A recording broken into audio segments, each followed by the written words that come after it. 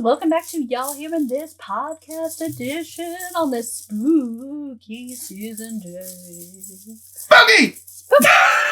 It's our Halloween episode! That was not very spooky of me. What was that? It was a little... Black internet! See our last podcast for that one. That was very John Travolta in Pulp Fiction. Have you ever seen that? I've never seen. Okay, of course you have. I know, I need to get my life together. Anyway, my name is Kay. Yes. My name is Kay. Thank you so much for joining me on Let's Not Murder Honeybee this week. Listen! I haven't seen a lot of movies, although I'm sure vice versa too. No, honestly, you know what I mean? side note, listen, the reason I haven't seen a lot of those movies, because when I was growing up, like when I tell you I was a music nerd, I literally spent all my money on buying concert DVDs and all that. Pulp Fiction has an amazing soundtrack. I know. Oh, I know. But that's why I'm saying, like, so many people, like, you haven't seen, like, there are Disney movies I've never seen before, but we'll get into that. A whole Cinderella, never seen. Snow White, never seen. Well, Fantasia, Snow never White, seen. Snow White, you can absolutely skip because that woman's voice that they chose. Beauty and the Beast, I've never seen. Oh, my. I've only seen Aladdin. My God. You have. Lion King. How? Mulan. How? Princess and the Frog. How? The ethnic ones. How? Beauty and the Beast. I saw The Little Mermaid. How did you? Beauty and the Beast. Yeah. By the way, this is y'all hearing this. My fault. We just got into a tangent. But this is a real thing. Yes, we will discuss. We have to go into it. Okay, I'm sorry. No, we have to go into it. We have to go into it. If you aren't seeing this on YouTube, I think I made the most horrified, yes, sad face. It goes with scary season because I look like I just murdered somebody she loved. Like, she was horrified. Horrified! I want to just kind of sing you the soundtrack right now. Right. Bonjour, good day. Anyway. And I know all the songs. Right. I just never seen the movie. Oh my god. Yes. Anyway, we're gonna sail right past that. Yes, we are. I'm sorry, what is your name again? Yes, my name is Honeybee, but you can call me B. That's right. While I'm still alive before Kay ends me at the end of this podcast. So this exactly, yes, it's fun. It's fun. We're having fun here. So thank you so much for joining us on Y'all Hearing This. If you have not joined us before, we aren't normally this crazy, but it's the podcast, so it's fine. You can and we're having us. fun. Yes. Exactly. So we are a music appreciation podcast / YouTube reaction channel, and so every week we pick a theme. We each pick a song for the theme, react to it, and then we on the podcast get a little bit into a little bit more. A little nitty gritty. That's right. Little say what section, palate cleanser afterwards, just kind of let things ride. But yeah, we have been having such a great time doing these, and you guys have been amazing. We love it. Thank you guys so much for liking, subscribing, commenting. We've been getting some awesome comments. We do this both on YouTube, the podcast, and we also do have it on all the different streaming services. So if you have a couple minutes, go rate and review. We'd love it. Yes. We have a Patreon. You can check out the description box below. All the great stuff. And a merch shop. We got everything. So, but period. You know all that stuff. This is not your first rodeo. You know. Sure ain't. And we thank you. Okay. And that's it. Thank you. So this week, of course. Yes. Of course. It just made sense. Yeah, we're doing Halloween. Of course we're doing spooky season. So we wanted to kind of branch out because, of course, we love the thrillers. We love the monster mashes. We love, all that sort of like kind of mainstay Halloween kind of music. They're great. Don't get us wrong. But we wanted to kind of branch out because you guys have all heard those before. So we wanted to kind of bring something that maybe you hadn't heard or maybe we hadn't heard, you know. And so I picked a song by Echo The Bunnymen called The Killing Moon. And I've kind of always loved, I love 80s kind of in general. I love the mood of this song. And it was on a great movie, which I know you also haven't seen, but called Donnie Darko. Yes, I have not seen that. I know, I need to. I've never seen, I don't know, you know what, this is how much I haven't seen Donnie Darko. I get Donnie Darko and Edward Scissorhands mixed up all the time. Wow. And I don't know why. Yeah. And they're two completely different movies. They really are, yeah. But I've never seen either one. So I don't know why I just brought that up, but it just made me think of it. I don't know why I always like get them mixed up. But anyways, go ahead, Kay. I'm smiling. I'm smiling. So anyway, Donnie Darko is a Smile in theaters now. Yeah, scary movie. Exactly. No, but I think it's perfect for this for this movie because the movie itself isn't really a scary movie. It's more definitely got moody, but it does take place over Halloween. But anyway, besides that, I really love this song. It's just very, like I said, very moody. We actually watched the video, which I had never really seen before. It was very flowing chiffon. Yes, it was. It was very like Madonna Vogue with the chiffon. Yeah. The chiffon just makes me think of just any videos from that time. Janet Jackson's If. Oh, yeah. Like all of them, just the chiffon. If it wasn't there, it wasn't real. Yeah. Absolutely. If there's no chiffon in the video back in the late 80s, early 90s, it didn't happen. What were you thinking? So it's often regarded as Echo and the Bunnymen's greatest song. It's a 1984 single hit, number 9 on the UK charts. It's also featured in the 2001 film Donnie Darko. Let's see. Wow, 2001. I thought Donnie Darko came from like 90s. Interesting. Well, I mean, close enough. Yeah, yeah, definitely. They probably filmed it in the 90s, maybe. Oh.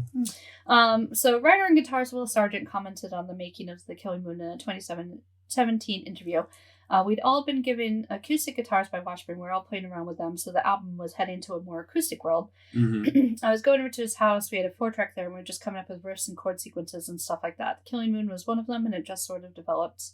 It was pretty different than the recorded version at the time. I think the recorded version took it to another level, really. Has some interesting sounds on it, like reversed auto harps in the choruses and things like that. That's dope. So, yeah. We recorded in Bath, which is in the southwest of England, in a place called Crescent Studio. It was just another song at the time, but it sort of rose above the rest. At the time, it wasn't a big hit over here or anything. And yeah, I have to say, I don't know, if you said to me, like, name Echo and the Bunnymen's other big hits, I don't know that I could tell you. But I do remember this song from before Donnie Darko, anyway. But yeah, it's off of their 1984 album Ocean Rain. Let's see. So it was written by Pete DeFreitas, Les Pattinson, Ian McCulloch, and Will Sargent. Released January 20th, 1984. And yeah, produced by David Lord. There's not too much about it. But yeah, so I thought it was a good, like, moody Halloween song. It also, like, the lyrics have kind of that kind of darker vibe to them and a little bit more about spooky season. So yeah, so I loved it. I did like the video too. But yeah, I thought it was a cool little, add it to the Halloween playlist. I thought it was dope. Yeah. I really liked it. I liked the feel of the song, and I thought it was an interesting choice because it just didn't have that spooky vibe. It was so dope, but it just brought. It was very moody. It was like very like new moon. And I said, I think this is where I said that it reminded me of like, this would have been the song playing in the craft while they were all on the beach. Yeah. And they all were summoning. Menno. Okay. And like, when they were doing that, like, this song would have been perfect. Yeah. So it was vibey. Yeah. So it was a good choice. Yeah, girl. I mean, let me tell you, I did almost pick How Soon Is Now by The Smiths, which is off of the Crow. That was last week. The Craft soundtrack.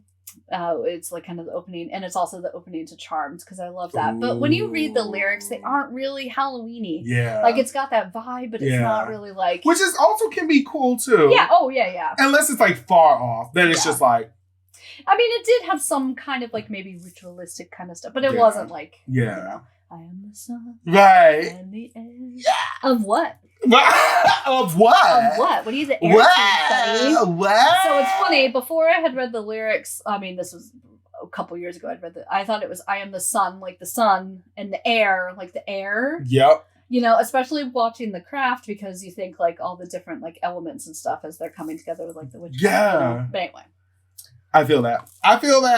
So anyway, let's get into yours, because yours was so awesome. I had never heard it before. I'd never seen the video. Oh, it was so good. It was so good. So I picked Queen Bee, motherfucking Beyonce. Of course you did. I picked a song off of her self-titled 5th album, which is history making in itself. And that came out in 2013, and the song is called Haunted. So I'm going to give you the whole nitty gritty because I found something that really gave a lot of info on it. It has gone on a playlist for me, and I listen to it a lot. Like, I really love, like, the sound of it, and it's got, like, this cool, like,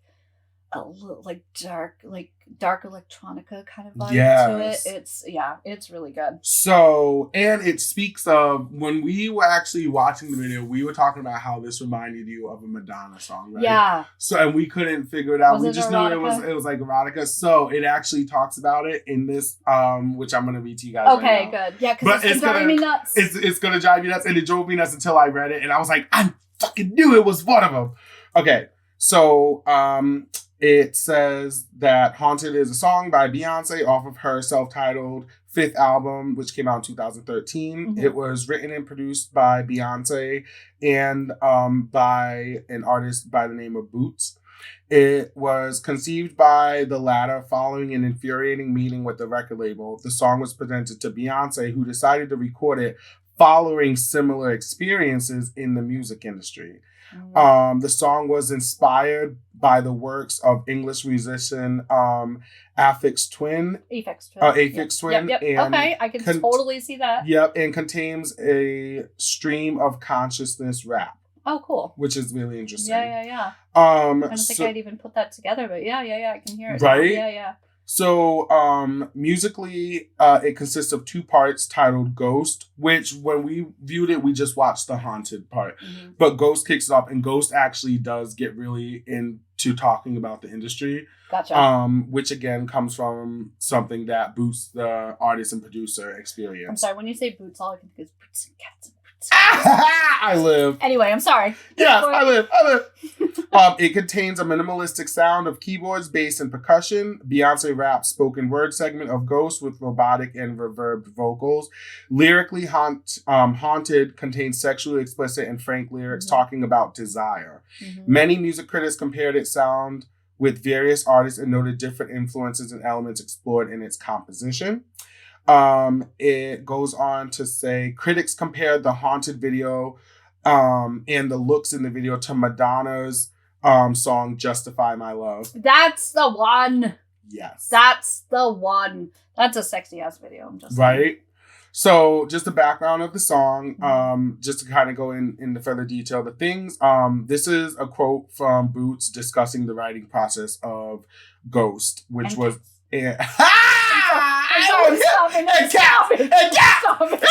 Right, okay.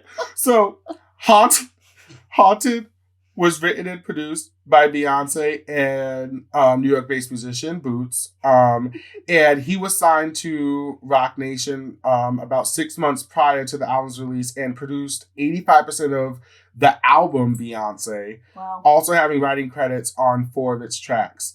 Nice, that's awesome. During an interview with Pitchfork Media, Boots revealed that Haunted was the first song written by him, which Beyonce heard.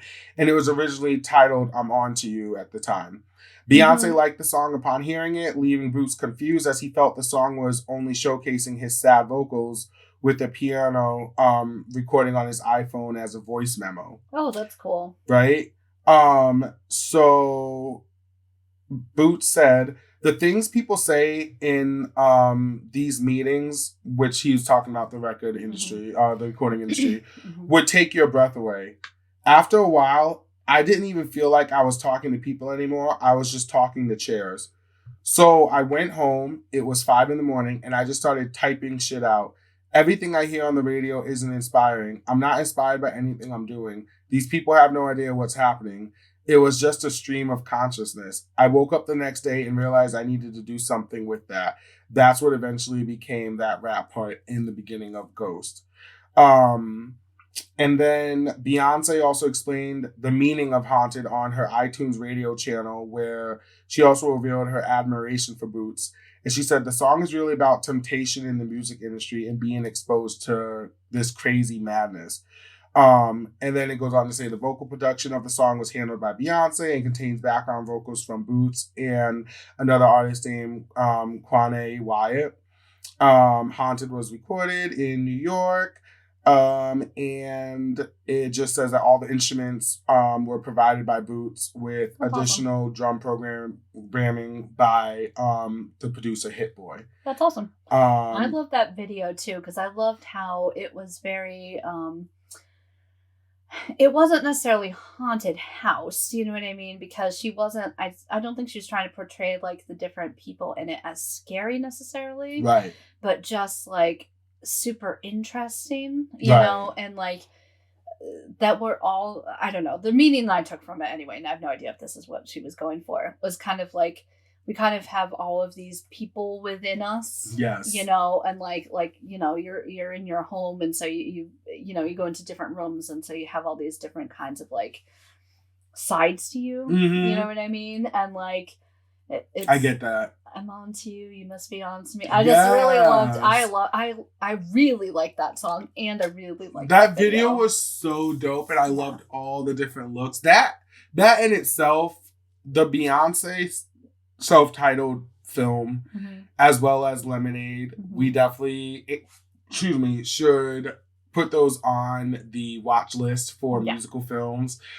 Same with Black is King. For sure. Yes, Black is King. I love Black is King. So my God, Homecoming. Yeah. Oh, yeah. Oh, my God. All of Beyonce's DVDs, just everything. It's so funny because, you know, when it comes to Beyonce, like, she really is, and people always ask me, like, what is it that you love about Beyonce? And I feel like this video really, and this song really just is like, it's exactly why I love her, because people always think like Beyonce, for years, they used to always be like, well, Destiny Child only makes male bashing songs, and Beyonce only does male bashing music. And it's like, no, like, it could be women empowerment music. Why does it have to be male bashing? But also, too, like, Beyonce is truly an artist. Like, she is so eccentric. And it's like, this is a song which even Boots, the producer, said, like, he would not expect her to do. Yeah. Like, you know what I mean? Like, it's just such a sad, like, you know, song at the time.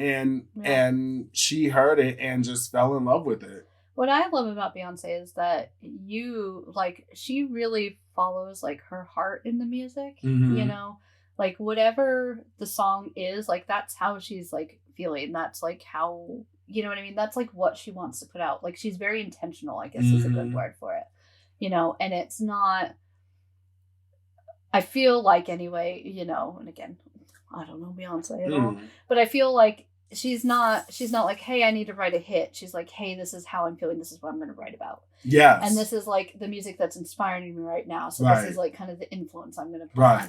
And that's what I really love, because I may not like all of it. May not be like my experience or whatever. But like, I feel like when you have an artist like that, you can take that, kind of like we were talking about Jasmine Sullivan a couple weeks ago. Great storytelling. Yes. You can, you know, you may not be in that same position or, you know, have the same sort of things or whatever happening, but she brings you into it, you know, and she does it in such sonically, like musically, like cool ways too, you know, like this song just, it really, I love kind of, it has that kind of trip hoppy kind of vibe to it. I love it. We all know, we've all discussed this. And she is just so amazing. Yeah. She has fought for every bit of power that she has. She has fought for every bit of like influence that she has. She has fought for everything. And I love that so much about her, that she is so strong. And I mean, you know, obviously I didn't want her to have to fight for it, but like, she has like, I mean, but women always have to fight harder. Yeah.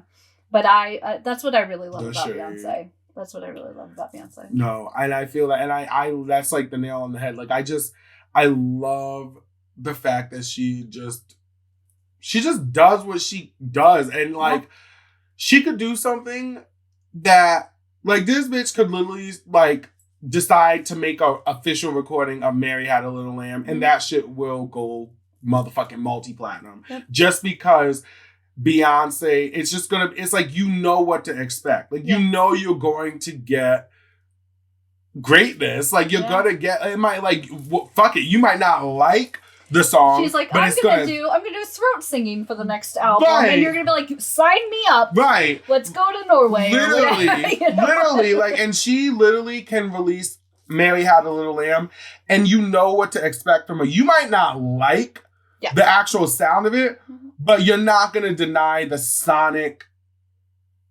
like just how it is sonically. Yeah. The backgrounds, the production values, all of that. It's like, it's always going to be top tier. And I felt like that's what I got out of this. Yeah. And that's what I love about music in general, you know, kind of bringing it back to like a kind of more general place is like, and this podcast too, is like, we may not necessarily like, I don't think I've not liked something that you've shown or whatever. But like, I haven't liked any of your picks. I'm just saying. No, I don't mean that at all. Just like, but I mean, like, you can really, like, it may not be like the thing that you would. It might not be your thing, right? Yeah, but you can absolutely appreciate it, and you can absolutely understand like the thought behind it. Yes, and like the work behind it. And it's just like that's it too. Just and the not passion. Just like it's the work passion. of making that particular song, but that entire work that happens. Yes, because you know people don't make whole albums anymore. And like, well, they do, but not the thought. Yeah, and like their influences and like what you can like hear, you know, like I mean, bringing it back to Beyonce, having her bring in all the house music, you know. Yes, this new album. So good. Oh, this 3 acts. I'm like, I need the other 2 right now. Yeah. And then it's like it's so funny because then it's like, even with Haunted and that album. It's like you constantly think like, how is Beyonce going to top herself? Like, how do you top this? And then she came out with Lemonade. Well, it's kind of like throwing it back a little bit to Madonna. Yeah. Is that you have to kind of keep not reinventing yourself. But not even that, but just like learning and growing within your own music. Like if she just put out that same album again and again and again, for a bit people would be on board. You know what I mean? But like the same sort of music. I mean. No shade, that kind of happened with the Black Eyed Peas. When they came out with the album with I Got a Feeling and Boom Boom Boom, and out of nowhere they came out with that dance techno like European club sound, and then everybody started doing it, and like I Got a Feeling blew the fuck up. Yeah. Their next album, because that album was called The Beginning. The next album was. I remember their next album. Put it that way. Listen, the next album was called The End, and it had that sample that was from was it Dirty Dancing? Oh yeah. Had the time of my life, and I never ever let me fall. It was from that album. That next album sounded exactly like The Beginning, and it did not do as well at all. Yeah, like it's still like it did good, but it just wasn't the same. Exactly. And you know, in a world where everybody looks at record sales and stuff, it's like just like you said, like it might not work. You know, bringing what I mean? it to like we've been doing the K-pop Fridays, like BTS every like when you know what I mean, like they just it's all like K-pop in general, like it's all different genres within it. You know, it really is, and the bands all do different genres within it. You know, it's just out of this world, and it's incredible. And you know, I really liked. You know, when it came to thinking of spooky season, speaking of Halloween and thinking of it, I was like, this is the first video that popped in my mind. Yeah. I'm like, it gives that vibe, and it's just such a beautifully done song. It's so simplistic, but it's so big. Yeah. You know what I mean? And that's why I love it's one of those songs like when it's playing, I like sing it, and I'm like, I do. It's like shoulder movements. Yes, and even in the video, like, there was like a homage to horror movies. Yeah. Remember, like, the Shining Girls, and then there was just, like, the clowns in it, like, all of it. So, no, it was a great pick. Just was like, what? But I was living for the costumes. Right. Half of those damn movies. Right. That's all right. I'm just saying, we're not going to get into it because I love my life, and I don't want to come up missing. And since we're talking about costumes and everything, we're going to segue right into the say what? Let's talk about what was your most memorable Halloween costume or Halloween or trick-or-treating moment? Okay, so I've got a little bit of both. Okay, tell me. I've got a couple little short and sweet ones. So my most memorable costume. Now, I'm just gonna preface this by saying I'm a nerd. Mm-hmm. I'm a geek. Mm-hmm. I have been for a very long time. Mm-hmm. And we had I think we had just moved around, so I was in 7th grade maybe, and I was in like a Girl Scout troop. And for the Halloween party that we went to, I dressed up like Ross Perot. Do you remember Ross Perot? You're probably too young to remember Ross Perot. He was like that Texas politician that was like really short and had big ears. Now, don't get me, I'm not, like, that is not my politics, but as a kid, for whatever reason, I think it was probably like SNL, because they used to make fun of him all the time.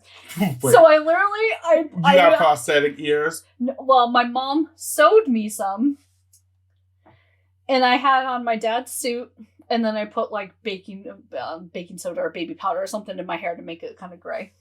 And that was my costume. And I was, 12? Ross Perot. Now, don't get me wrong. I was also like... For those who are at home, I'm sitting here with my mouth covered in shock. Yeah. And I didn't even win the costume contest. I hate it with Ross Perot. My mother must have been like, okay. But she sewed me the ears, so I think this is before I even realized that there were like different politics almost, you know what I mean? Like, I think it was just, he looks funny. I just live for the fact that you could have chosen a motherfucking unicorn. You could have chosen Freddy. You could have chosen Eddie motherfucking horror. What year was it, too? Well, I probably hadn't watched any horror at that point, so it was probably 92, 93. Child, you could have been a Muppet Baby. You could have been Tailspin. You could have been Camp Ottawana. You could have done all. And you picked a multiple politician. Okay. Wait a minute. So then tell me your trick-or-treating story. So when we were growing up, we lived a little bit of everywhere, but the kind of main place that we lived that I really remember trick-or-treating was in Tennessee, in Millington, which is right outside of Memphis. And so every year, we used to get tornado warnings a lot. Every year on Halloween, there was a tornado watch. So the sirens would be going off. You know how they set that off sometimes for yes. When there's emergency or whatever? Yeah. It would be going off. So you're trick-or-treating. The sky is looking like red and bubbly like it does before a tornado. I don't know if you've ever been in one. I haven't, but oh my God, that's terrifying. Super creepy. But like everyone's kind of like, meh. And obviously, if there was like an actual warning, like if one, we wouldn't be out. I'm terrified. That just sounds terrifying. That sounds like a horror movie. And so that's what I truly remember every Halloween is going out trick-or-treating with the sirens going. And one year we were in the car. My dad was somewhere. Was he on a ship or Diego Garcia? Anyway, he wasn't. My dad's in the Navy, so we moved around a lot. So this was on the Navy base in Millington. That I'm like vividly remembering anyway. So one year my mom was taking us to some sort of party or something, and this is way before Google Maps or anything. It was even before MapQuest. So we were going somewhere. We used to have the map books in the car. Exactly. Yeah. I remember those. So we were going to some party or something, and it was a night where the sirens were going off. It was rainy and kind of just, a mess. And then a Thriller comes on the radio.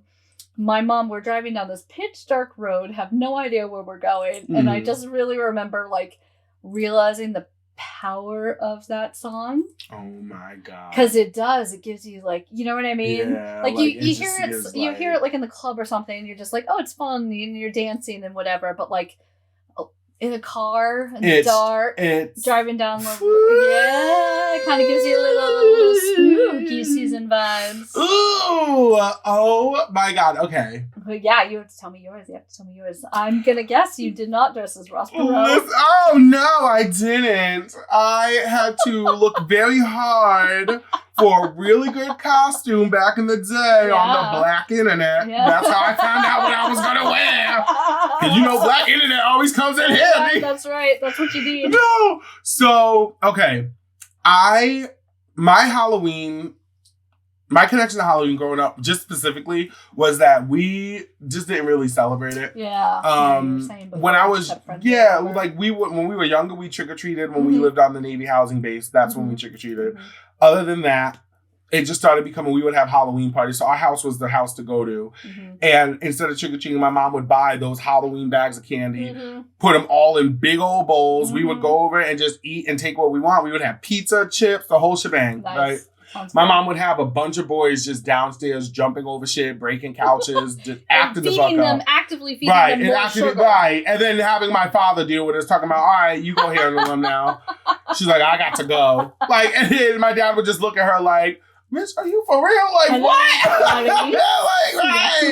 like, girl. But so I will never forget.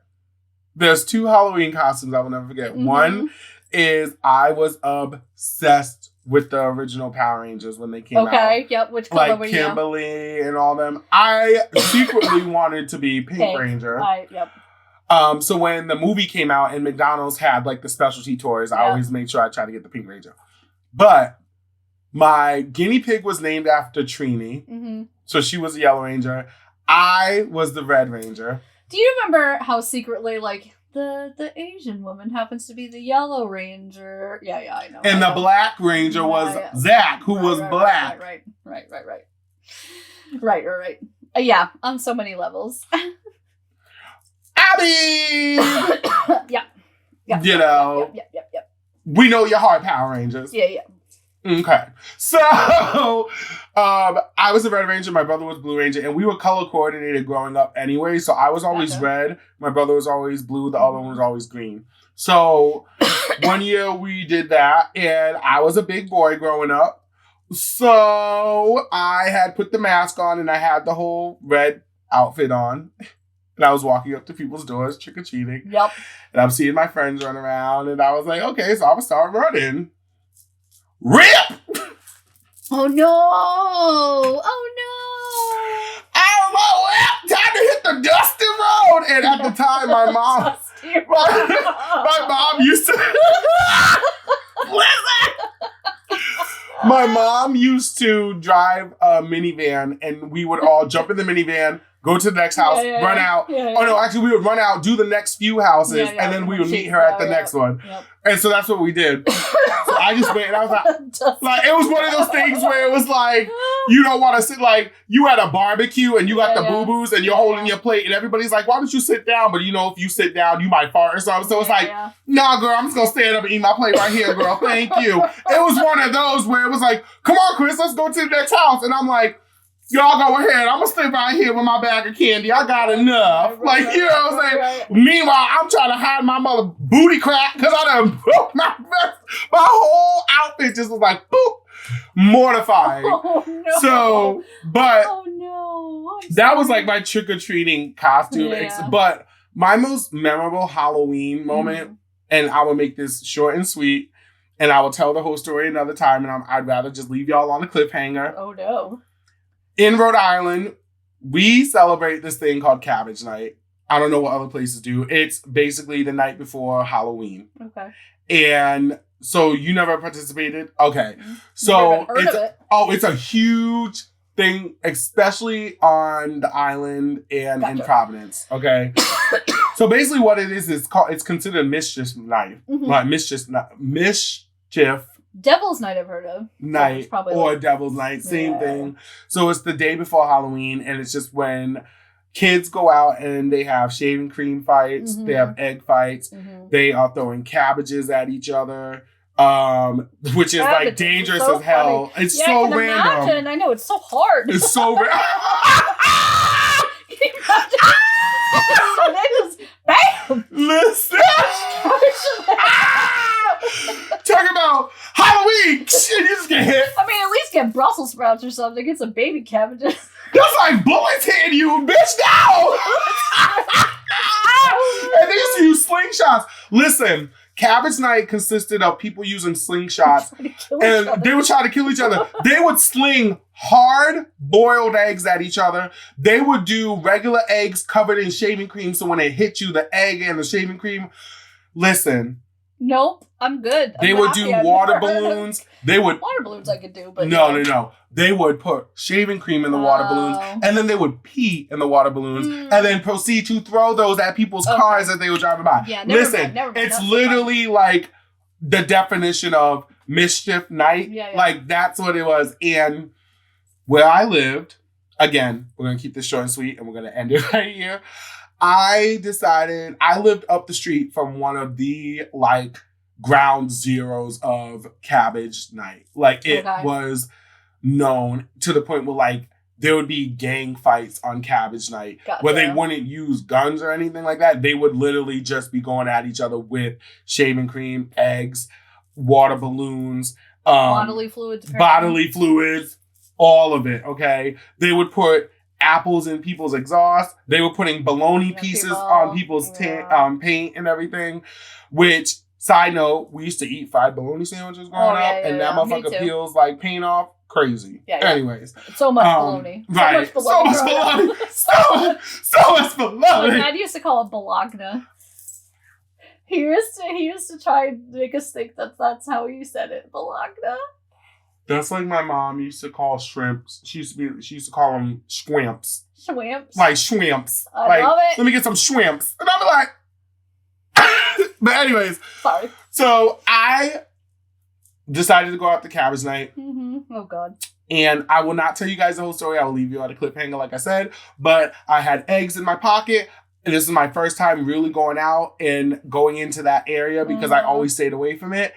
And all I will say is that I was walking up the street and we saw a group of guys. And it was me and my friends. And my friends were from the Navy housing area. You know who you are if you're listening to this. And they saw the group coming and they ran. Well, I was a big boy and I could not run like that. So I attempted to run and then I hit for a second. I don't remember exactly what happened, but all I remember is I came out and I started walking slowly, like nonchalantly, like I just wasn't participating, whatever. Yeah. All I remember is getting hit in the back of the head with something and waking up. And when I woke up, I had a like whole thing of shaving cream, like a 1960s like bouffant updo made out of shaving cream, and all the eggs that were in my front hoodie pocket were smashed in my hoodie pocket.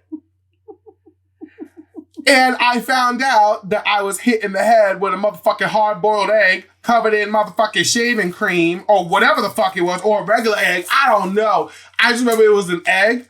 And when I got up, knocked you out. I literally got knocked out, and these motherfuckers covered me with shaving cream in the span of like less than 2 minutes. Like, it was like literally like 60 seconds. I was dazed. I got up, bitch. My imprint was on the ground. That's all I'm gonna leave you with. I'm not even gonna tell you anything else. I'm gonna leave it at that. And we're going to leave it there. Do you have any tales of torturing teenagers? Yes. Because we'd like to hear them. Yes, we want to hear your... Are you the one? Yes. Are you the one that did it? We want to hear your favorite Halloween spooky songs. We want to hear all the spookiness What's your favorite of it all. Halloween costume? What's your favorite Halloween memory? Yes. All that sort of stuff. We want to hear it. And we hope you guys have a fun, safe Halloween. Yes. Please don't throw things at people's heads. Yes. Including cabbages. Yes. I mean, that cabbage could get smothered with some kielbasa and some onions and some, you know what I'm saying? Right. You can make some sauerkraut, like... Yeah. Why are you wasting cabbage? I don't know. I just don't know. No candy for you. Mm-mm. Mm-mm. We love you guys. We hope you guys have a wonderful Halloween. Yes. Have a great Halloween. Bye. Bye.